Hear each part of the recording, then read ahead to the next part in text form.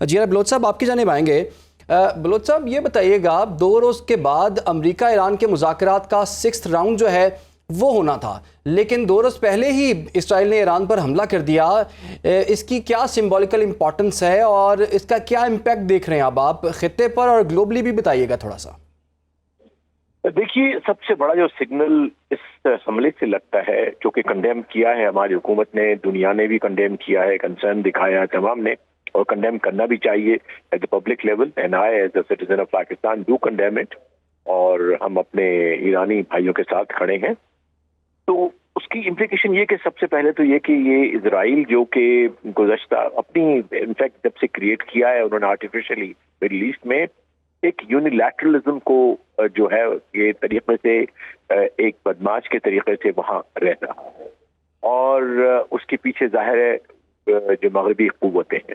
تو اس حملے سے یہ پتہ لگ رہا ہے کہ جبکہ امریکہ بات چیت کر رہا تھا، اور ابھی تک بھی لاسٹ جو بھی ٹویٹ آیا ہوگا آپ نے شاید پڑھا ہوگا پریزیڈنٹ ٹرمپ کا، کہ ہم چاہتے ہیں کہ ایران ہم سے بات چیت کرے اور ہماری بات کو مان لے. ٹھیک ہے، وہ بھی ایک یونیلیٹرل ہے، لیکن اس میں سب سے اہم چیز ہے کہ وہ ایک لحاظ سے اسرائیل کی جو ڈومیننس تھی، جو کہ 7 اکتوبر کو حماس کے بعد جو اس کا جو ڈیٹررنس تھا وہ ختم ہو گیا تھا، یہ اس کو اسٹیبلش کرنا چاہتے ہیں. اور وہ یہ سمجھتے ہیں جو اسرائیلی کہ شاید اس کا اصل منبع، اصل سینٹر ایران ہے. جو اور اس سے پہلے ہم دیکھ چکے ہیں کہ اسی نتنیاہو نے عراق کو تباہ کروایا، اسی نتنیاہو نے 40 سال سے پاور میں ہے، اور اس کے پیچھے ظاہر ہے قوتیں اور بھی ہیں جو وہاں پہ ہیں. تو اب ایک بڑا میں کو انفیکشن پوائنٹ سمجھتا ہوں کہ ایران کے لیے بھی اور مڈل ایسٹ کے لیے اوور آل یہ اگر خدا نہ خواستہ یہ جنگ چلتی ہے، اور واقعی جس طرح سے ابھی بھی حملے جاری ہیں، جب ہم بات کر رہے ہیں تو جو میں دیکھ رہا ہوں انٹرنیشنل میڈیا، اس وقت بھی 2nd حملہ ہوا ہے ان کے جو نتنز، جو ان کا سب سے بڑا ری پروسیسنگ پلانٹ تھا. تو یہ لگتا ہے کہ ان کی ابھی جو اصل آبجیکٹو اسٹریٹجک وہ ہے کہ اس کی جو جوہری توانائی طاقت پیدا کرنے کی جو اس کے ایلیمنٹس ہیں، فنڈامنٹلس ہیں، انفراسٹرکچر ہے، ان کو ڈپلیٹ کیا جائے، یا اس پروگرام کو کافی سال پیچھے لے جایا جائے. اور میں سمجھتا ہوں 6 سائنسدانوں کو بھی اس واقعے میں شہید کیا گیا ہے، اور ایران کی جو ٹاپ ٹیئر لیڈرشپ تھی، خاص طور پر جو عسکری سربراہ تھے، ان کو بھی نشانہ بنایا گیا. پاسداران انقلاب کے سربراہ کو شہید کیا گیا. جی بلوچ صاحب آپ کی جانب آؤں گی. جیسے کہ ہم نے دیکھا لبنان پر، شام پر، اور اب ایران پر حملہ ہو گیا، تو یہ عرب ممالک جو ہیں، اسلامی ممالک ہیں، یہ اکٹھے کیوں نہیں ہوتے کہ ایک اسرائیل کو کنٹرول کر سکیں؟ کیا گریٹر اسرائیل کا منصوبہ حقیقت بن سکتا ہے آپ کو لگتا ہے؟ انشاءاللہ نہیں بنے گا.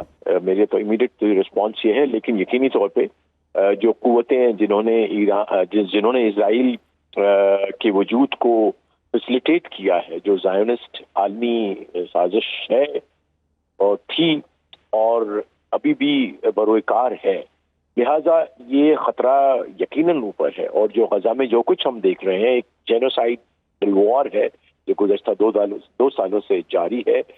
بھوک کو، فوڈ کو، ہنگر کو، اور جینوسائیڈل مار کے لوگوں کو جس طرح سے وہاں سے ہٹانے کی کوشش کی جا رہی ہے، جس طرح اس کی پوری ڈیموگرافی اور ان کی وجود کو ختم کیا جا رہا ہے فلسطین کو، تو اسے یہی لگتا ہے کہ وہ قوتیں ابھی بھی برسر پیکار ہیں، اور یہ ایران پہ حملہ اسی کی ایک لحاظ سے کڑی ہے.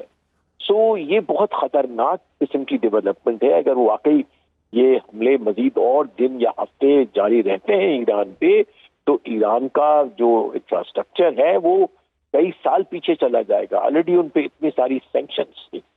اب ایران کی قوت کیا ہے وہ بڑا کہنا مشکل ہے، کیونکہ کچھ ہے جو سیکریٹو گورنمنٹ ہے، ہمیں کچھ پتہ نہیں کہ وہ اس قابل ہے کہ وہ جواب دے سکے. لیکن ایک بات تو بڑی واضح ہوگی ان کی کمزوری کی، کہ ان کے اسکائی کے اوپر یا ان کی جو ایئر پہ کوئی ڈیفنس نہیں تھا کہ ان کو نیوٹرلائز کر سکتا یا ان کو ارلی وارننگ دے سکتا، جو بہت بڑی کوتاہی اسٹریٹجیکلی دیکھا جائے تو ہے.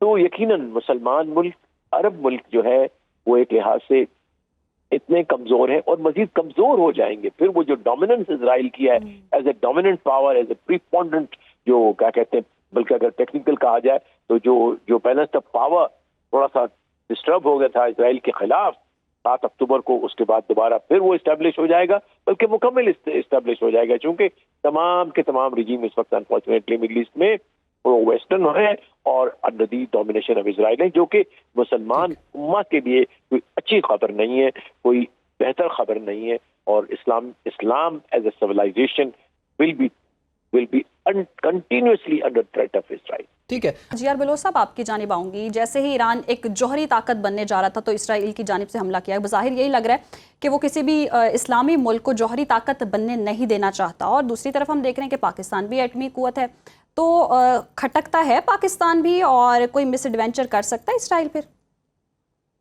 मैं समझता हूँ कि उस तरफ हमें नहीं ले जाना चाहिए। ईरान और पाकिस्तान की जो फॉरेन पॉलिसी है उसमें बहुत बड़ा फर्क है। पाकिस्तान का और उसकी जो न्यूक्लियर प्रोग्राम है उसके और उनकी एम्बिशंस में मुख्तलिफ है। पाकिस्तान का जो जौहरी प्रोग्राम है वो मुकम्मल तौर पे, और उसके लिए हम कह भी चुके हैं, फकत दिफाई नौयत का है, अपने मुल्क की हिफाजत के लिए। और ये भी पता है हमें कि क्यों है कि हमारे ईस्टर्न साइड पे एक एग्रेसिव नीबर रहता है। इसके अलावा हमारा किसी भी और मुल्क के खिलाफ जंगी तौर पे मिलिटरीली या न्यूक्लियर हिसाब के हवाले से कतई कोई हमारे ना एम्बिशंस है, ना प्लान्स है, ना ही वो हमारे जियो स्ट्रेटेजिक या जियो मिलिट्री थिंकिंग का, प्लानिंग का हिस्सा है। लिहाजा हमें कभी भी इसको, या जो लोग चाहते भी हैं इस किस्म की बात करना, वो नहीं करना चाहिए। पाकिस्तान का न्यूक्लियर जो प्रोग्राम वो अमन के लिए है, अपनी लोगों की, अपनी टेरिटरी और अपनी सॉवरेनिटी की हिफाजत के लिए है। इसका पता ही क्यों लेना देना ईरान की जो इख्तिलाफात है वेस्ट के साथ और इजराइल के साथ न्यूक्लियर इशू पे, उसके साथ कतई नहीं है, उसको जोड़ना नहीं चाहिए। ठीक है। अच्छा शाह साहब, जैसे कि अभी आप बात कर रहे थे कि कोई ख़ास कंपैरिजन नहीं है ईरान और इसराइल का। ईरान इसराइल से तकरीबन 10 गुना बड़ा मुल्क है, 10 करोड़ तकरीबन उसकी आबादी है, इसराइल की 1 करोड़ है। फिर इसी तरह से 6,10,000 इसकी आर्मी साइज़ है ईरान का, और 2.25 लाख जो है वो इसराइल की आर्मी साइज़ है। तो ईरान के रिस्पांस का वेट किया जा रहा है कि कितना स्ट्रॉन्ग रिस्पांस ईरान की जानिब से हो सकता है। आपको लगता है कि बराह रास्त एक वो रिस्पांस दे सकता है, या फिर कुछ लोगों का, दिफाई माहिरीन का ये भी ख्याल है कि जो खलीज के जो ममालिक हैं वहाँ पर ईरान की बहुत सी प्रॉक्सीज हैं, तो उसके ज़रिए जो है ईरान जो है वो इस जंग को आगे बढ़ा सकता है या बदला ले सकता है। आपकी क्या राय है इस पर? मेरा ख्याल है कि ईरान डायरेक्ट अटैक करेगा, वो प्रॉक्सीज पे फिलहाल नहीं जाएगा। प्रॉक्सीज एक अटैक का प्रॉन्ग हो सकते हैं, जैसे पहले भी रहे हैं, लेकिन जो मेन रिस्पॉन्स होगा, जो रिप्लाई होगा, वो बेसिकली डायरेक्ट होगा। और वो मैंने आपको पहले ही बताया है कि मिसाइल्स, रॉकेट, ड्रोन्स, ये सब चीज़ों का यूज़ ईरान करेगा।